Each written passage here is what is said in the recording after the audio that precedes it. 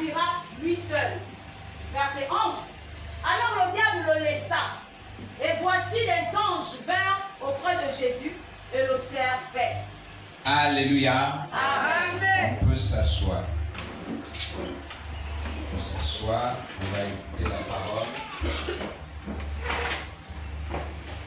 On va aller doucement, doucement, doucement pour écouter cette parole. Alors Jésus fut amené par l'Esprit dans le désert pour être tenté par le diable. Après avoir jeûné 40 jours et 40 nuits, il eut faim. Ce qui est tout à fait normal. Après le jeûne, on a faim. Et parfois, on ne finit même pas le jeûne, on va quand même essayer de grignoter quelque chose. On brûle même le jeûne, n'est-ce pas? Mais donc Jésus aussi avait eu faim. Le tentateur s'étant approché de lui dit, si tu es fils de Dieu, c'est que vous n'avez pas peut-être vu. Le diable n'est pas sûr que Jésus est fils de Dieu. Est-ce que vous avez vu ça? Le diable n'est pas sûr. Il dit, si tu es fils de Dieu. Hein? C'est au conditionnel parce qu'il ne dit pas, toi le fils de Dieu, fait non. Il dit, si tu es fils de Dieu, ordonne que ces pierres deviennent des pains. Mais les mots sont bien choisis.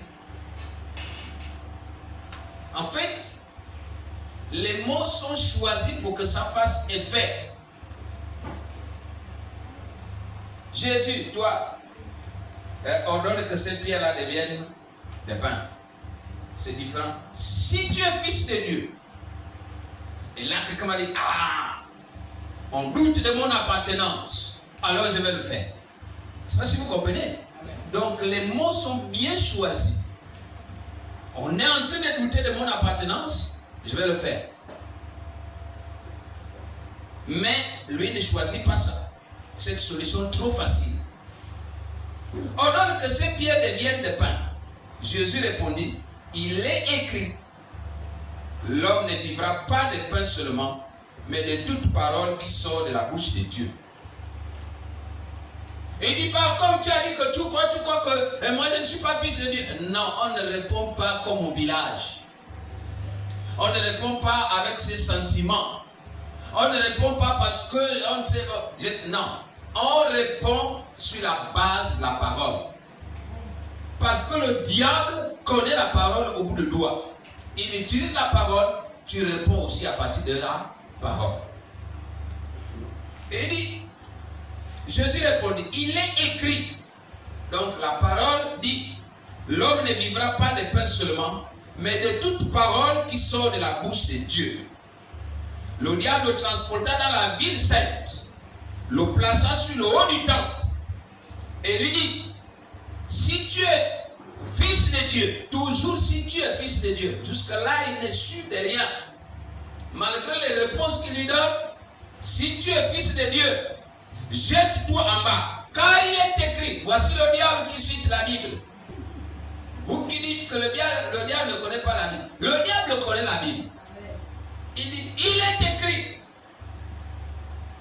il donnera des ordres à ses anges et à ton sujet. Et ils te porteront sur les mains, de peur que ton pied ne heurte contre une pierre. Jésus lui dit, il est aussi écrit. C'est parce que vous comprenez. Parole contre parole, autel contre autel. Alléluia. Amen. Ce n'est pas non, toi tu es. Non. Toi tu veux me prendre pour qui? C'est pas tu veux me prendre pour qui? Le coup de poing déjà caché. Non. Le vrai coup de poing ici, c'est la parole. Oh, tu m'as toisé, regarde comment tu m'as. Non! Est-ce que dans la Bible c'est écrit tu m'as toisé? Non, il n'y a pas de toisé. Tu prends la parole, tu réponds à partir de la parole. Alléluia. C'est pas tu m'as toisé. Jésus lui dit, il est aussi écrit, tu ne tenteras point le Seigneur ton Dieu. le type là ne veut pas laisser. Le verset 8 dit, le diable le transporta encore sur une montagne très haute et lui montra tous les royaumes du monde et leur gloire. Et il lui dit, je te donnerai toutes ces choses si tu te prosternes et m'adores. Jésus lui dit, retire-toi, Satan, car il est écrit, tu adoreras le Seigneur, ton Dieu, et tu le serviras lui seul. Alors le diable le laissa, et voici les anges vinrent auprès de Jésus et le servaient. Alléluia. Amen. Mais le verset qui m'intéresse beaucoup, le verset clé, c'est le verset 8. C'est celui-là que je voudrais partager avec vous, beaucoup plus. Le verset 8. Le diable transporta encore sur une montagne très élevée, lui montra tous les royaumes du monde et leur gloire. Le diable le transporta encore sur une montagne très élevée, lui montra tous les royaumes du monde et leur gloire. Alléluia.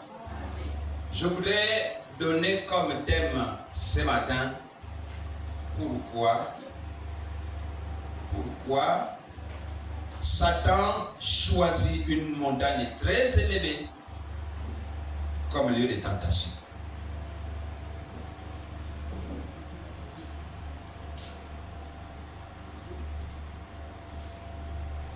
Pourquoi Satan choisit une montagne très élevée comme lieu de tentation?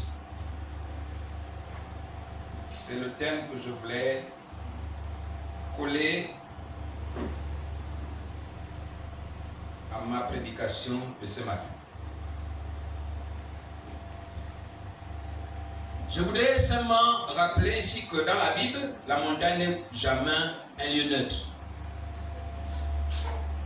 La montagne n'est jamais un lieu neutre. Et dans toute la Bible, vous allez voir différentes montagnes.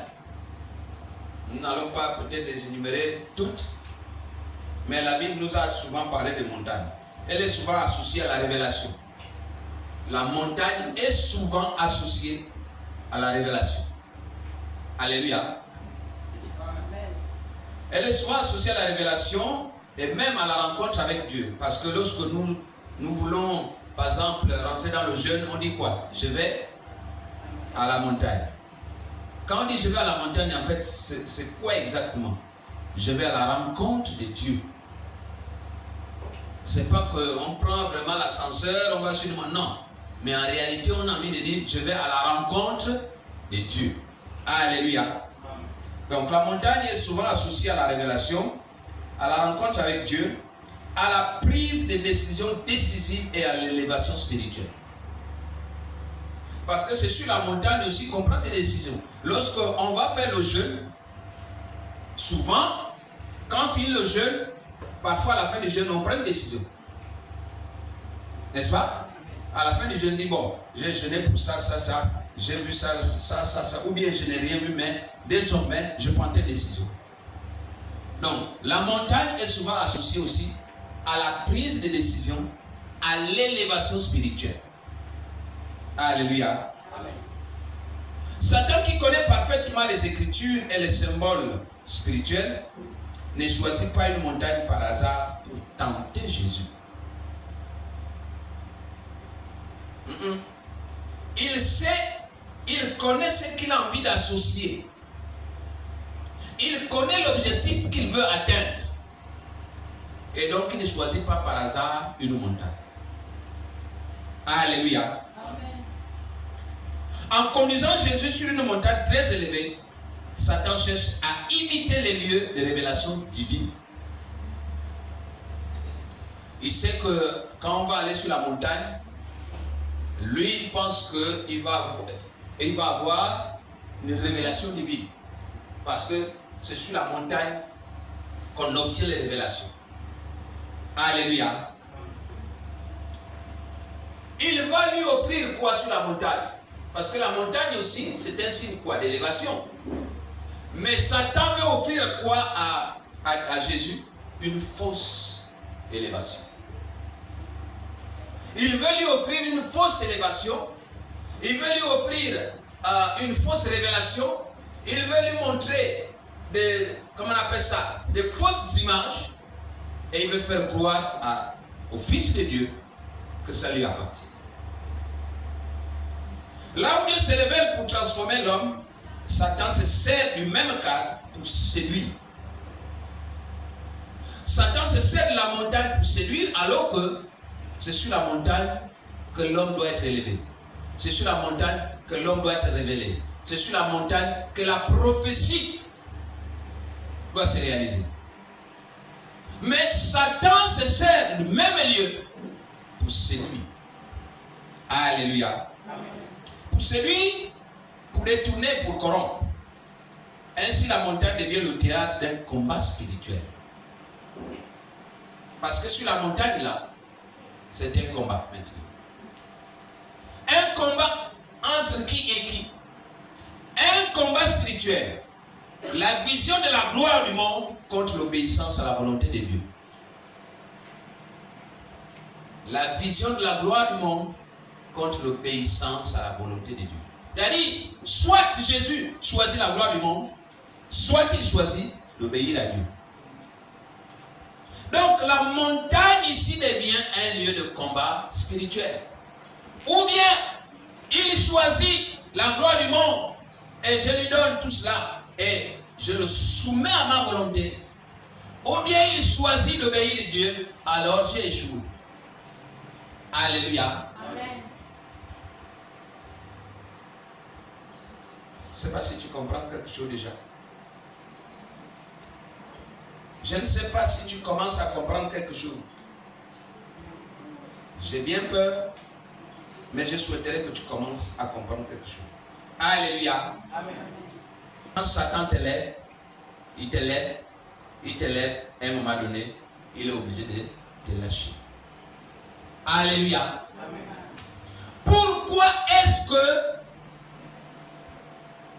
Satan va choisir une montagne très élevée pour tenter Jésus? On va essayer de donner quelques réponses ici. Principalement parce que le sommet de la montagne est très haute. Parce qu'elle est très haute. Donc, je préfère le tenter en haut là-bas, pas en bas devant les petits enfants. Parce que ce n'est pas tout le monde qui arrive en haut. Bon, peut-être. C'est comme je peux prendre papa lié. Je lui dis, au lieu de lui faire la remarque devant tous les enfants, bon, je le prends, je l'amène dans un lieu un peu fermé, et je lui fais la remarque là-bas, ou je le tente là-bas, de pas devant tout le monde. Peut-être. Alléluia. Mais, parce que aussi la montagne offrait une vue rapide et panoramique de tous les royaumes du monde. Parce qu'au-dessus de la montagne, il avait une vision de tout. Rien n'était caché. Lorsqu'on est sur une montagne, lorsqu'une lampe est sur une montagne, et en haut, elle éclaire toute la salle. Alléluia. Lorsqu'une lampe est sous le boisseau, la salle n'est pas éclairée. Alors, il amène en haut, et là, il a une vue panoramique. Il regarde là, il voit, il dit, voilà, voit-elle. Oui, je vais prendre ça aussi. Là-bas, je vois tel. Donc, tu vois tout, rien n'est caché. Et donc, il se dit, si je la mets sur la montagne, il va tout voir, il sera faussement tenté. Il sera faussement, comment on appelle ça, partant. Il va accepter. Alléluia. Alors, il amène donc sur la montagne ce qui lui permettait d'attirer Jésus-Christ et de le contraindre à croire à une décision irréfléchie. Parce que je vous ai dit que la montagne, c'est le lieu de décision. C'est le lieu où on va décider. Et c'est le lieu où Jésus était appelé à décider. Entre accepter la la gloire du monde ou rester obéissant au Père. Alléluia. Donc il fallait une décision. Et donc quand il attire sur la montagne, quand il montre tout, il met les phares sur tout, et il dit là, ce qui est sûr, c'est que je l'aurai. Alléluia. Le diable ne choisit pas la montagne pour rien. Le diable choisit la montagne parce qu'il est sûr de son coup.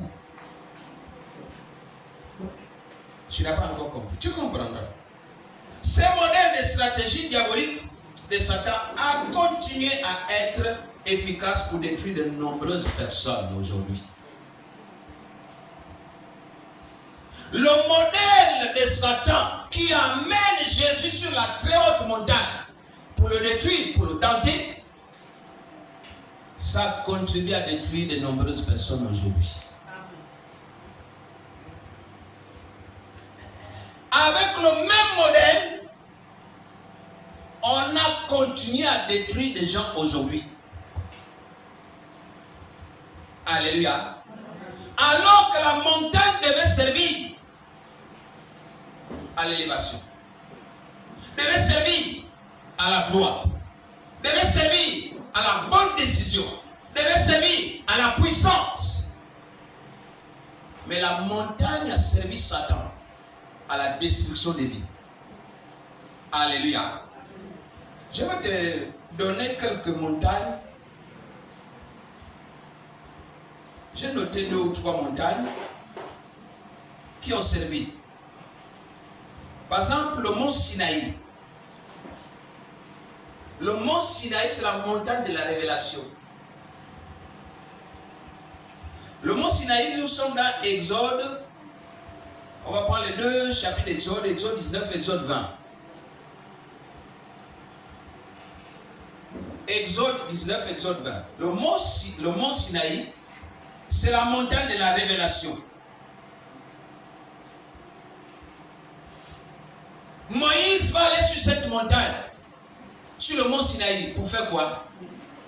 Pour aller rencontrer Dieu et recevoir les tables de la loi. Alléluia.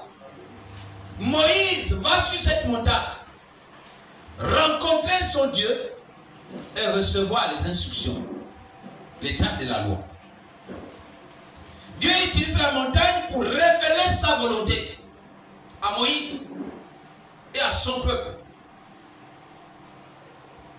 Dieu invite Moïse sur la montagne, comme Satan a invité Jésus sur la montagne. Mais quand Dieu t'invite sur la montagne, c'est pour te révéler sa gloire. Alléluia. Dieu utilise la montagne pour révéler sa volonté. Satan, dans Matthieu 4, que nous venons de lire, utilise aussi une montagne, mais pour proposer une voie sans obéissance, sans alliance, sans sainteté. De même que Dieu utilise la montagne pour révéler à Moïse l'étape de la loi, de même que Satan aussi utilise la montagne, mais pour proposer à Jésus des choses trop faciles, sans obéissance, sans souffrance, sans la croix, parce que la croix c'est la souffrance. Or, rien ne peut être obtenu sur cette terre de vivant sans la croix. Même manger, tu ne peux pas manger sans la croix.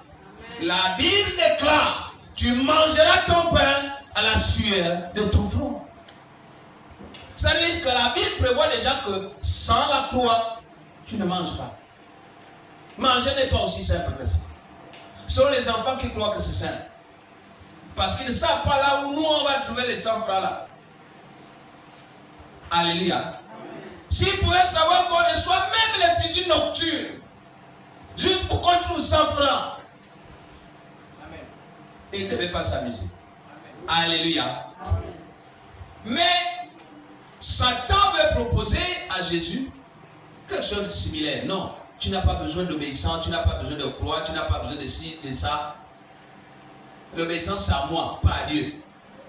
Alléluia. Mais il y a un contraste, bien aimé. Sinaï, la loi qui soumet l'homme à Dieu.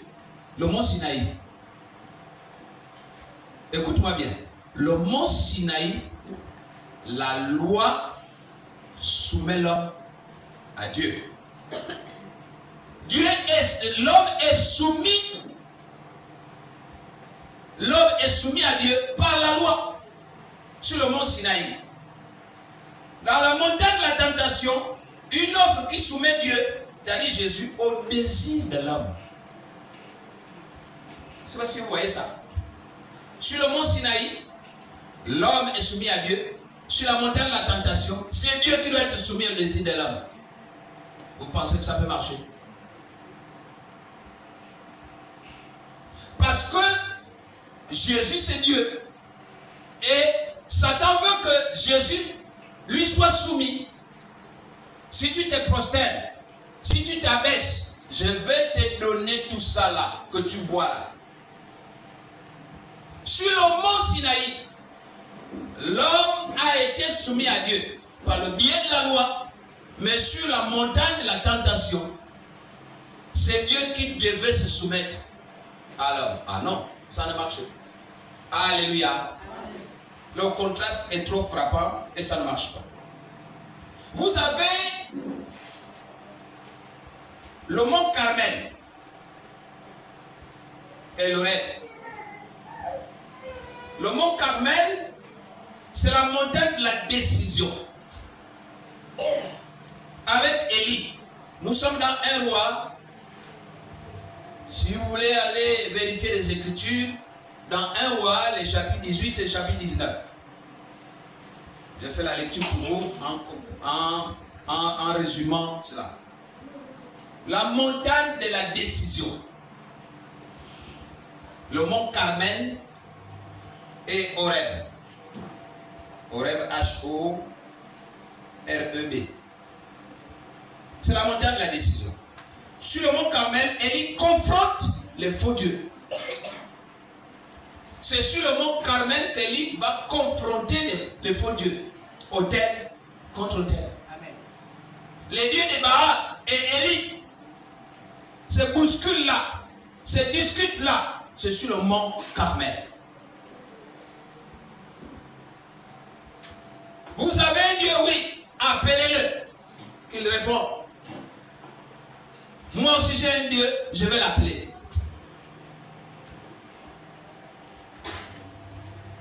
Commencez-vous, vous êtes nombreux, vous êtes les plus nombreux, commencez. Ils ont commencé à faire des incisions, ils ont commencé à faire l'holocauste, ils ont préparé tout. Invoquer le feu n'est pas descendu. Parce qu'Élie a dit, le Dieu qui répondra par le feu, c'est le vrai Dieu. Alléluia. Amen. C'est le lieu de la décision. Le peuple doit choisir entre Baal et l'Éternel. Si c'est Baal qui répond, allez-y après Baal.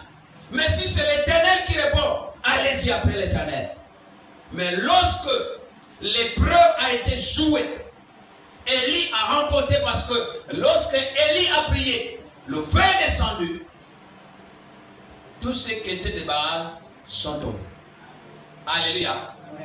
Tous les gens de Baal sont tombés. Là, nous sommes sur une montagne très élevée, le mont Carmel. C'est le lieu de la décision. De la même façon que Jésus devait aussi décider, de la même façon que toi et moi devions décider.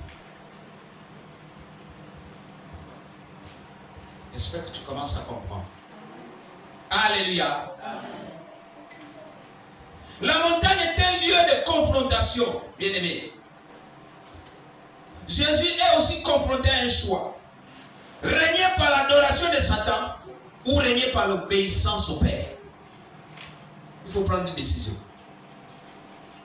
Régner par l'adoration de Satan ou régner par l'obéissance au Père, il faut prendre une décision. Mais nous voyons ici sur terre des gens qui préfèrent régner par l'adoration de Satan plutôt que par l'obéissance au Père. Alléluia. Alléluia. Amen. Mais j'aurai un jour le temps de vous enseigner sur ces choses. Parce que toute montagne spirituelle exige une décision claire. Que ton oui soit oui, que ton non soit non. Alléluia. Il n'y a pas un peu comme ça, un peu comme si. Non. Toute montagne spirituelle exige une décision claire, nette, précise. Il fallait choisir entre Baal sur le mont Carmel et Dieu, l'Éternel. Il fallait choisir entre Satan sur la montagne de la tentation et Dieu, l'Éternel. Il n'y a pas, je prends un peu là-bas, je verrai si lui aussi peut me donner quelque chose. Non, un pied à l'église, un pied dans le monde, ce n'est pas comme ça. J'espère que je parle à quelqu'un. Sur une montagne spirituelle, il faut une décision claire. Une décision nette. Ce n'est pas un pied, on est à l'église. Un autre pied, elle m'a mis ça ou quoi? Mais eux aussi ils vivent, non? Et qui? Tu es en train de mourir. Alléluia. La montagne de Morija. Nous sommes dans Genèse 22. La montagne de Morija, c'est la montagne du sacrifice.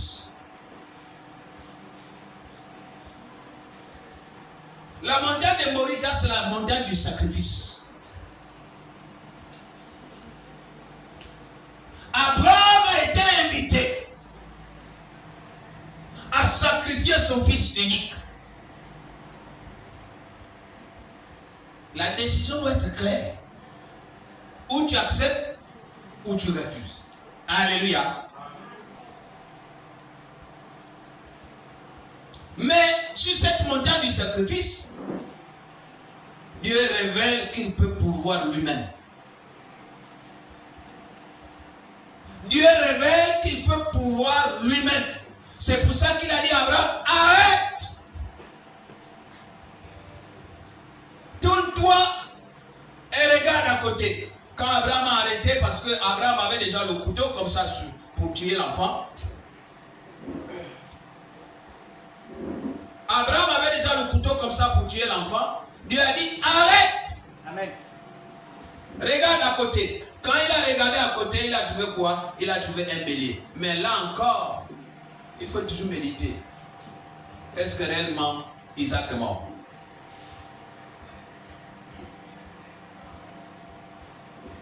J'ouvre une parenthèse dans mon message. Juste une parenthèse. Est-ce qu'Isaac est mort? On parle toujours du sacrifice d'Isaac. Est-ce qu'Isaac est mort? Oui ou non? Non.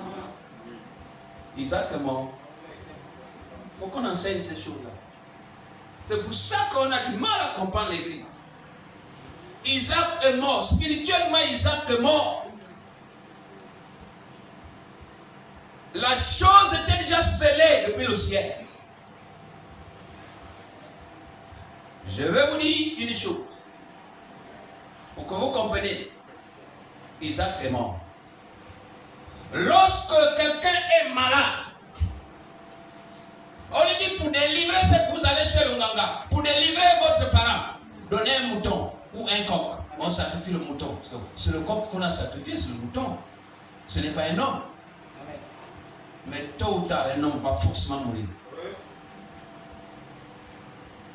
Je ne sais pas si vous comprenez. Tôt ou tard, même 10 ans, 20 ans après, même après cette génération, vous allez payer le sacrifice du mouton qui était mort. Ce n'est pas des choses qu'on fait facilement. Vous vous amusez là. Lorsqu'on sacrifie même un coq, le sang coule. Parce que c'est dans les galeries de Dieu, la monnaie d'échange, c'est le sang. Ici, c'est le dollar qui gouverne le monde. Mais au ciel, c'est le sang. C'est avec le sang. D'ailleurs, Dieu lui-même va utiliser le sang pour nous racheter. Vrai ou faux? La monnaie que Dieu utilise, c'est le sang de Jésus pour nous racheter.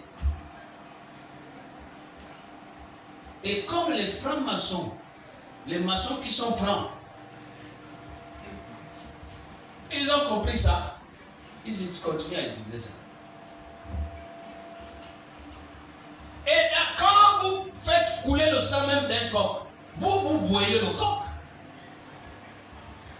Mais même des générations après. C'est pour ça que vous voyez que nous avons des problèmes alors que nous n'avons rien fait parce que nous sommes en train de payer les libations qui ont été faites par nos aïeux dans le passé. On paye. Ne vous amusez plus. Oh, on vous demande un coq. Oh non, c'est pour essayer de sauver l'enfant. Mais vous êtes en train de nous donner un humain. Même s'il ne meurt pas maintenant, là, il y aura un humain qui va forcément mourir. Forcément, obligatoirement. C'est la loi spirituelle. C'est une loi spirituelle qui est comme ça. Donc Isaac est mort. On a remplacé par le bélier. Mais Isaac était mort déjà. Parce que le bélier, le sang du bélier qui a coulé à la place du sang d'Isaac, on a récupéré quelqu'un dans la lignée. Amen. On a récupéré quelqu'un dans la lignée. Amen. Il faut être au bon endroit pour suivre les bonnes choses. Alléluia. Amen. Satan va proposer à Jésus la gloire du monde pendant que Dieu lui avait donné cette gloire-là déjà depuis longtemps. Dieu lui avait donné la gloire en haut. Dieu lui avait donné la gloire en bas. Dieu lui avait donné la gloire sous la terre. Dieu lui avait donné la gloire dans les airs. Il avait toute la gloire. Mais Satan va dire, si tu t'abaisses, je vais te donner ça. Mais comme lui connaissait déjà, il dit, je ne m'abaisse pas. Alléluia. Amen. La montagne de la transfiguration, c'est la vraie gloire. La montagne de la transfiguration, c'est là la vraie gloire. Nous sommes dans Matthieu 17, du verset 1er au verset 5. Jésus est transfiguré sur une montagne et la voix du Père se fait entendre. Celui-ci est mon fils bien-aimé. Écoutez-le. Parce que Jésus, quand il va sur cette montagne, il est transfiguré. Une voix se fit entendre. Celui-ci est mon fils bien-aimé. Écoutez-le.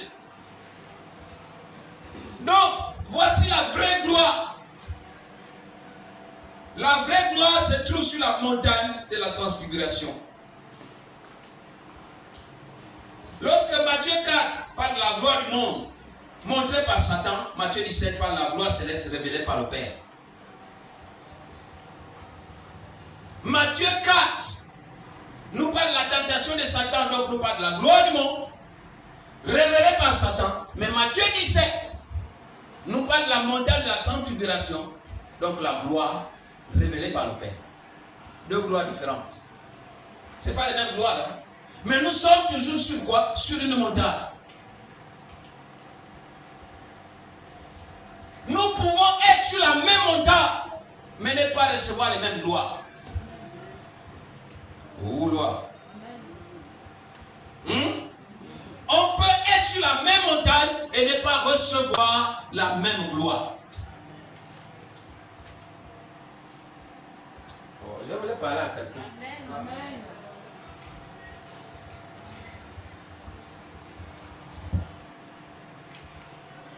On peut être sur la même montagne. On ne parlera pas de la même gloire. gloire n'a pas la même source. Toute gloire n'a pas la même source. Nous sommes sur la montagne. Tu peux avoir une gloire qui vient de Satan. Moi, je peux avoir une gloire qui vient de Dieu. Alléluia. Amen. Toute gloire n'a pas la même source. On peut tous être logés sur la même montagne là, mais on ne provient pas de la même source. Alléluia. Amen. Le mont Nebo, je vais citer le dernier mot, la dernière montagne. Le mont Nebo. N-E-B-O. Le mont Nebo, c'est voir sans posséder. C'est là où on voit, mais on ne possède pas. Oh, j'aime ça. Est-ce que quelqu'un a compris ça? Sur le mont Nebo, on voit, mais on ne possède rien. Le mont Nebo, c'est voir sans posséder. Nous sommes dans Deutéronome 34. Moïse voit la terre promise depuis la montagne, mais n'y entre pas.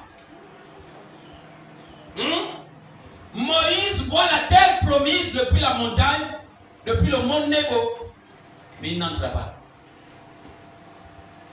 Le mont Nebo se trouve à Bali.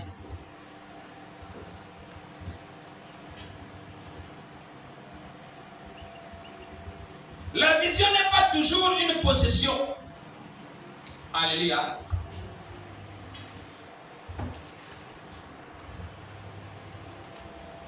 Ce n'est pas tout ce qu'on voit qu'on possède. Amen. Le baf là. Mais je peux ne pas le posséder. Alléluia. Amen. La vision n'est pas toujours une possession. Satan montre tous les royaumes du monde. Mais la vision qu'il donne est mensongère. Alléluia. Amen. Car ces royaumes appartiennent déjà à Dieu.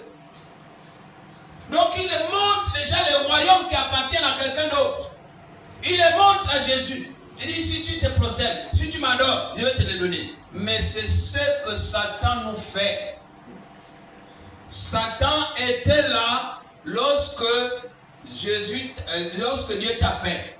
Il a dit, et faisons l'homme à notre image selon notre ressemblance. Il parlait avec qui? Satan était. Et laisse-moi te dire que Satan est une divinité. Satan est une divinité. Satan est un Dieu. On l'appelle le Dieu de ces siècles. Vrai ou faux? La Bible l'appelle le Dieu de ces siècles. Donc Satan est un Dieu. Attention. C'est pour ça que dans la vision que j'ai dit, je veux vous enseigner la révélation que j'ai eue. Je vous montrerai la place de Satan. Sa chambre, là où il dort. Amen. Alléluia. Amen. Je vous montrerai la chambre. Parce que Satan est une divinité. Satan, ce n'est pas un petit quelqu'un. Attention. Toi et moi, on ne peut pas saluer Satan. Satan ne joue pas au billes avec les gens. Mais même l'ange Michael n'a pas insulté Satan lorsque Dieu l'avait envoyé pour récupérer la bénédiction de Daniel. Lisez la Bible. Hein? Il est venu très respectueux. L'ange Michael pour dire, je n'ai pas envie d'engager le combat avec toi. Amen. Je te respecte, chef. Amen. Mais le grand chef m'a envoyé. L'autre aussi, sachant qu'il est puissant, il dit bon, prends. Mais il ne faut plus que Daniel blague. Il pense que les choses s'obtiennent facilement. Alléluia. Amen. Et Michael a récupéré les pattes. Satan revient encore devant Michael pour dire, bon, j'ai déjà dit à Dieu que le corps de Moïse, c'est pour moi. Parce qu'on avait déjà établi un contrat avec Dieu. Le corps de Moïse, c'est pour moi. Michael a dit quoi? Michael n'a pas dit le contraire. Il dit oui. C'est vrai. Mais exceptionnellement, Moïse ne sera pas avec toi. Alléluia. Il dit, c'est vrai, votre convention là est vraie. Mais Moïse, c'est une exception. Même s'il a été désobéissant, même s'il a été orgueilleux, même s'il a eu des manquements, laisse-moi même prendre le corps de Moïse. Il y a eu une négociation avec Satan. Satan, c'est un Dieu.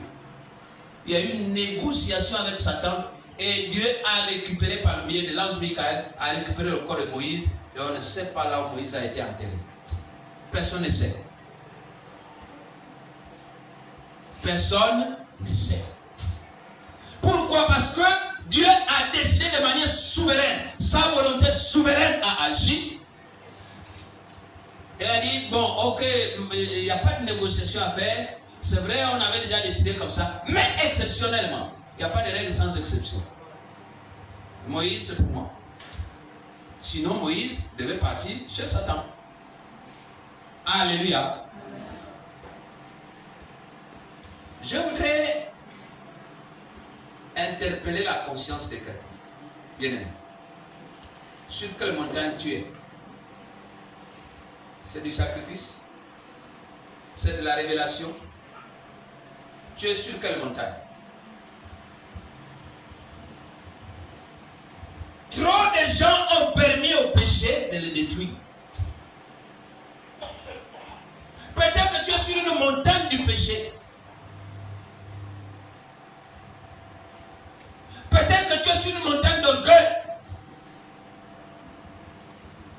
Peut-être que tu es sur une montagne de mensonges, de colère. Je ne sais pas sur quelle montagne tu es. Mais je vais te dire comment Satan opère. Satan te lève. Satan te monte.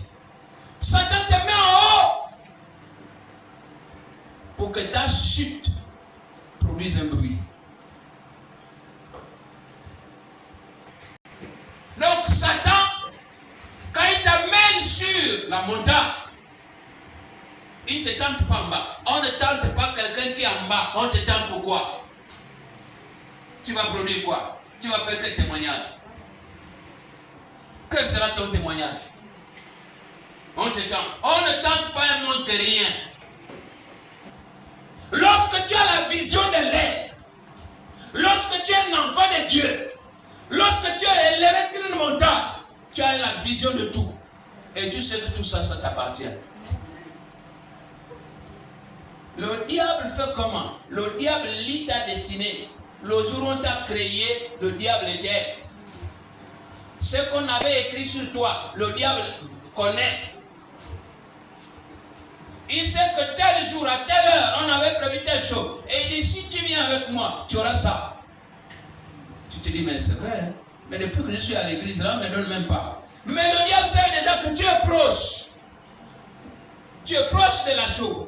Les jours que Dieu avait prévus sont déjà proches. Le diable dit, si tu viens, viens rapidement. Amen. Mais quand il sait qu'il reste encore 2 ans ou 3 ans, mais c'est le moment de travail, il dit, viens. Quand tu viens, il dit, tu sais mon frère, oui, mais ces choses-là, tu l'auras. Si tu ajoutes encore un peu. Quand il te prend trop tôt, par rapport à la date fixée par Dieu, il dit bien, Dieu fixe une date. Que le 31 décembre 2025, j'aurai le portable. C'est là. Mais je suis encore loin ici. Et le diable m'a déjà pris. Il m'amène un peu. Il dit, bon, mais toi aussi, diable, oui, mais tu m'as promis le portable. Ça vient, ne presse pas. Toi aussi. Et toi et moi, toi c'est moi, non, oui. Mais ajoute d'abord, ajoute. C'est pas suffisant ce que tu as donné. Tu ne vois pas que les autres. Allez, fous-moi le camp. Il fait d'abord un peu le dur. Tu ne vois. Fous-moi le camp. Tu ne vois pas que les autres ont amené là. Il dit, donc la prochaine réunion, c'est moi qui amène. Oui, amen. Et c'est quel nom? Hippolyte. Oui, Hippolyte. Quand Hippolyte arrive, l'autre, tu es proche là. Il dit, non, mais c'est. Cette année, il faut encore la donner.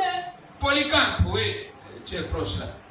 Bon, mais écoute, bon, ce qui est sûr, c'est que je te dis, là, c'est la dernière fois que tu donnes, avant que je te donne. Si vraiment tu donnes là, tu donnes qui? Oh, Paul Bernard. Mais tu as donné combien avant d'arriver là? Mais le portable était pour toi. Si tu avais attendu, si tu avais été patient, tu l'aurais eu sans avoir sacrifié. Amen. Amen. Avec Dieu, il faut attendre. Vous savez, entre Satan et Dieu, il y a un qui utilise l'ascenseur, il y a un qui utilise l'escalier. Mais l'ascenseur peut tomber en panne.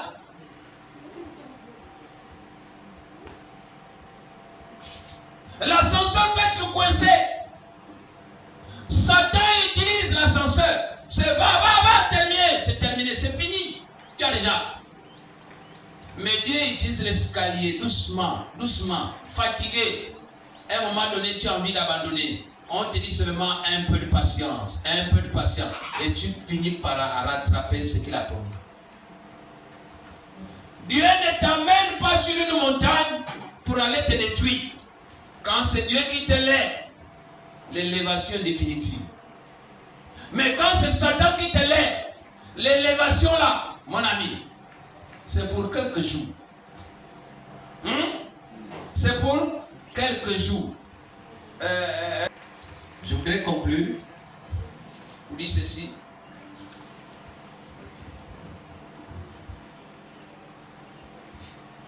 Le diable va te lever. Mais Dieu veut te lever. Le diable va te lever. Mais Dieu veut te lever. Toi, tu refuses l'élévation de Dieu. Mais le diable va te lever. Mais quand le diable va te lever, la seule chose que je souhaiterais que tu notes, c'est que ta chute est déjà programmée le jour où on te lève. Alléluia. Le jour où le diable te lève, la chute est en même temps programmée. Sois-en sûr que de la même manière qu'il te lève, de la même manière qu'il te rabaisse. Il n'y aura pas de Aaron, il n'y aura pas de Hur pour supporter les bras de Moïse. Mais par contre, si Dieu te lève, il y aura un Moïse sur la montagne, il y aura un Aaron, il y aura un Hur, et en même temps, il y aura un Josué qui sera en train de combattre pour toi. Pendant que Josué va combattre pour toi dans la vallée, sur la montagne, tu as quelqu'un. Ça dit que ce soit en haut, que ce soit en bas, tu as toujours quelqu'un. Voilà comment Dieu élève. Quand Dieu t'élève, il programme les gens en bas pour soutenir tes pieds, pour que ça ne heurte pas les pieds. Mais il programme les gens en haut pour soutenir tes pensées, tes paroles et ta position. Alléluia. Il programme les gens pour soutenir ta position. Parce que pendant que Josué est en train de combattre dans la vallée, parce que la guerre ne se déroule pas sur la montagne. La guerre se déroule toujours sur la vallée. Quand je traverse la vallée de l'ombre de la mort, je ne crains aucun mal. Pourquoi tu ne crains aucun mal? Parce que le bâton et la houlette de Dieu te rassurent.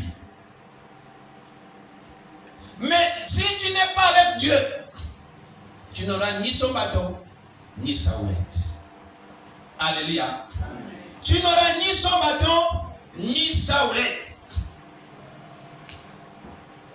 Si tu as un comportement impie, si tu as un comportement désorienté, si tu as un comportement qui ne cadre pas avec Dieu, tu ne peux pas être élevé par Dieu.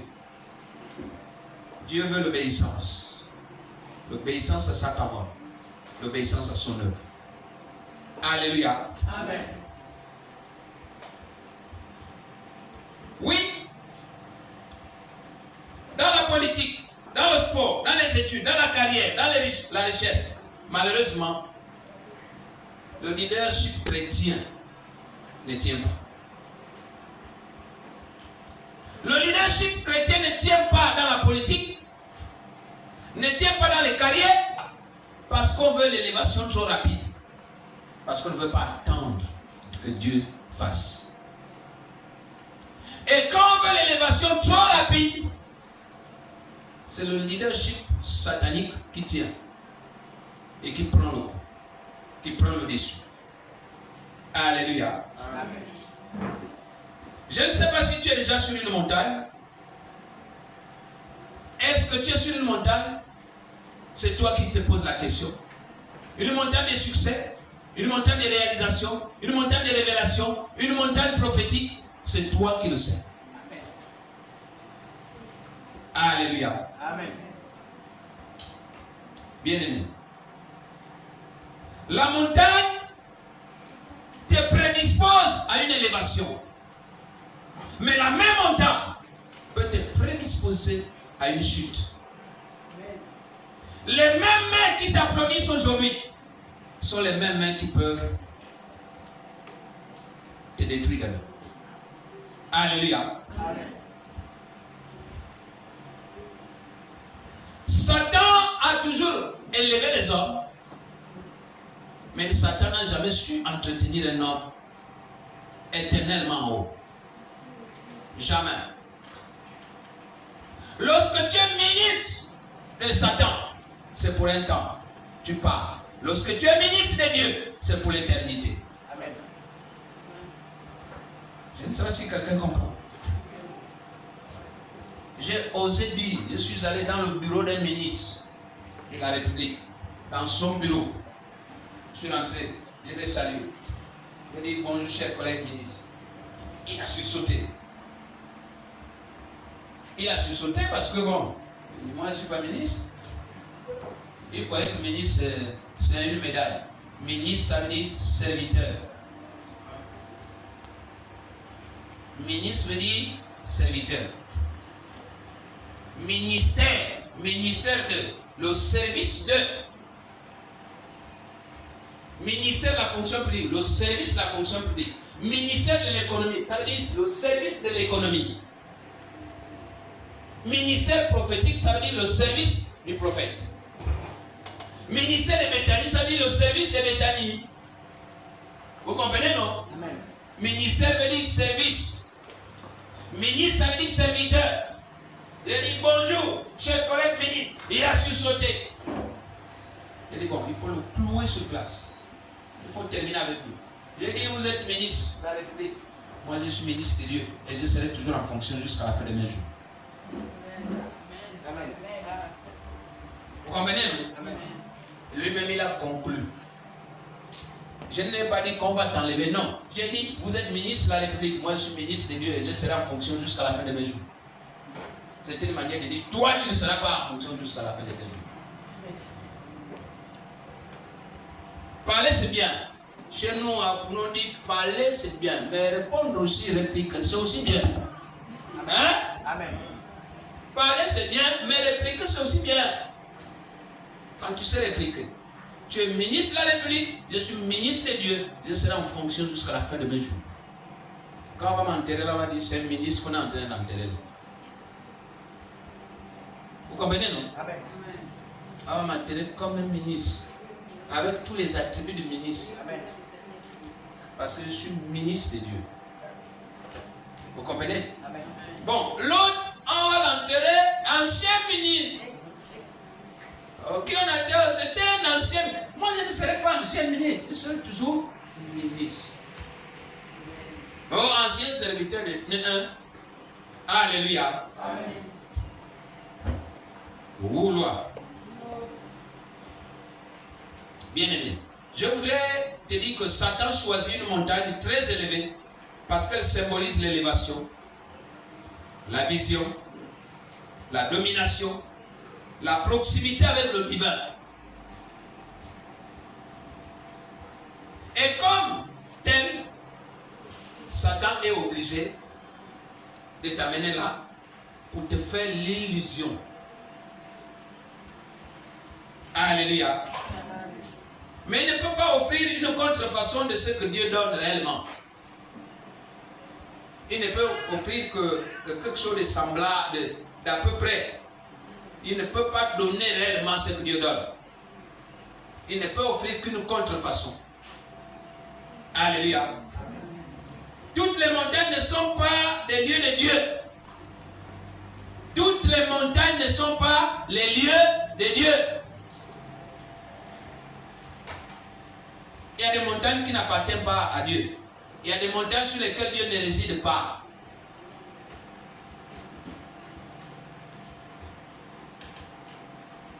Il y a des montagnes sur lesquelles Dieu ne réside pas. Toutes les visions ne viennent pas du ciel. La vraie élévation passe toujours par l'obéissance, l'humilité et la croix. La vraie élévation passe toujours par l'obéissance, l'humilité et la croix. Dieu restera toujours Dieu. Si tu crois que tu peux aller voir le Nganga pour être élevé, ça n'a rien à voir avec Dieu. Je disais tout à l'heure que j'ai une révélation, je comprends maintenant pourquoi est-ce qu'un Nganga, un sorcier, parce que les Ngangas et les sorciers sont au même stade,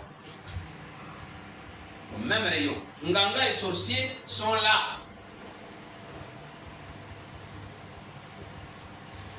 Mais Nganga et sorciers sont plus faibles que les spiritualistes là. Que ceux qui sont dans la rose, quoi, la loge et autres. Ils sont en bas. Et là, ils ne peuvent rien. Si tu crois qu'un Nganga, un sorcier, peut t'élever, c'est une illusion. Et j'ai même envie d'ajouter une illusion d'optique. L'élévation ne vient pas du Nganga ou de Satan. L'élévation vient de l'obéissance, de l'humilité et de la croix. C'est quoi la croix? La croix, c'est la difficulté, la souffrance. Tu ne peux pas aimer être élevé et refuser la souffrance. Tu ne peux pas aimer être élevé et refuser l'obéissance. Tu ne peux pas aimer être élevé et refuser l'humilité. Dans ton orgueil, dans ta désobéissance, tu crois être élevé. Non. L'élévation vient de ce qu'on a accepté la croix. On a accepté de s'humilier, on a accepté de se prosterner, on a accepté de servir Dieu. Mais servir Dieu, c'est servir les hommes. Si tu ne sais pas servir les hommes, comment peux-tu servir Dieu que tu ne vois pas? Amen. Que Dieu te baptise.